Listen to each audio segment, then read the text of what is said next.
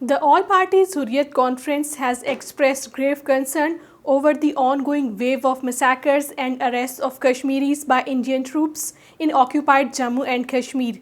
The APHC leadership at a high-level meeting in Srinagar today emphasized that political dialogue is the most effective way to move forward and end bloodshed in Indian illegally occupied Jammu and Kashmir. A statement issued after the meeting said that the participant agreed that India, despite employing all brutal tactics to suppress Kashmiris and change the disputed status of Jammu and Kashmir, stands completely failed and won't be able to accomplish her nefarious designs in future as well. The meeting also slammed the ruling Bharatiya Janata Party for demolishing the houses of Muslims for protesting against blasphemy and warned that the ongoing aggression against Muslims would eventually destroy India itself.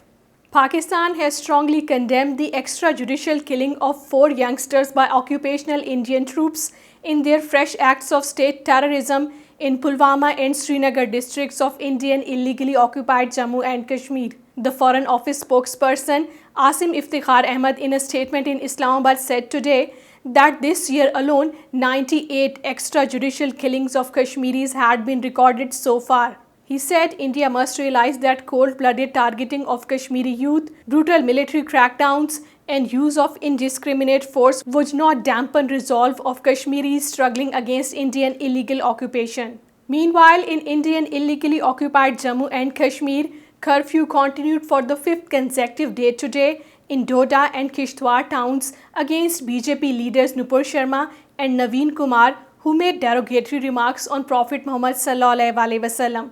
Internet services remained suspended while police vehicles made announcements through loudspeakers warning people against venturing out of their houses.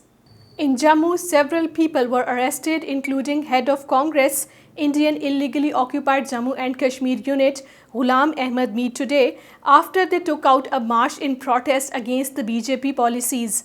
Women and female students of local madrasas took to the streets in Sopore town against the derogatory remarks. Holding placards and chanting slogans, the protesters demanded a stringent action against Nupur Sharma and Naveen Kumar. In UK, hundreds of Kashmiris and their allies marched from Parliament Square in London to the Indian High Commission, demanding an immediate end to India's illegal occupation of Jammu and Kashmir and release of Yasin Malik and all other Kashmiri political prisoners. The participants of the rally, organized by all UK-based Kashmiri diaspora groups while vowing to continue their freedom struggle, have urged British government to hold India accountable for its war crimes in the UN-designated disputed region. Thousands of people held protests in New York, Houston, Texas, Chicago, and other US cities against blasphemous remarks by the ruling BJP leaders in India on Prophet Muhammad sallallahu alaihi wasallam and growing persecution of Muslims in the country.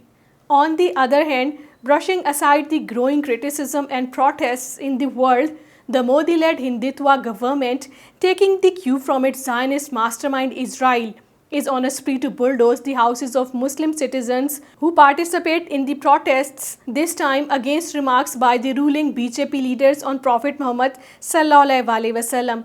Besides killing 3 Muslims and arresting 304, police in UP have demolished 3 houses of Muslims on the charge of masterminding anti-blasphemy protests. Chief Minister of Indian state of Kerala, Pinarayi Vijayan, while referring to the blasphemous remarks of the ruling BJP leaders, has said that with this communally venomous approach, Sangh Parivar has brought only shame to the country. He urged the Modi government to punish in real terms the hate-spewing elements of his party.